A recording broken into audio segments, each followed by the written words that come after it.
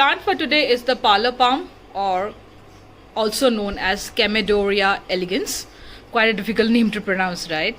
So I've had this plant for a few months now. I think I got it in January. Again, a very easy house plant. It's a slow grower. It would love the spot in your house as long as it is indoors. It doesn't demand for a lot of light. Any amount of diffused or indirect light will suffice the growth of this plant.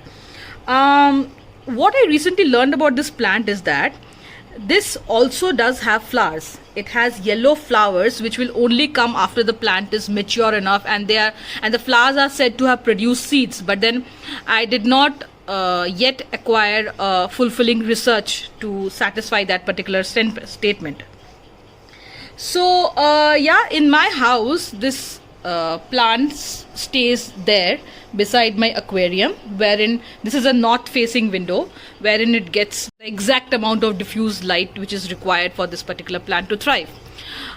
Soil mixture is again the usual soil mixture, as well as it's well draining. This plant does like the soil to be a bit moist, but again you should be mindful between waterings. So yeah, I guess it's a beautiful house plant, a beautiful indoor plant. It can adjust itself in any nook and corner of your house as long as it's getting diffused indirect light there. You can also keep it as a tabletop in your office. It would add to the office glamour, I'm sure. So yeah, that's about the parlor palm, guys. I did commit a little mistake with it yesterday. So as I have already mentioned in my videos, it's getting really hot here in my area, as well as in Bangalore as such. So I let it outside to soak in some sun, and I guess I left it for a little longer time, which is why it's getting these browning tips.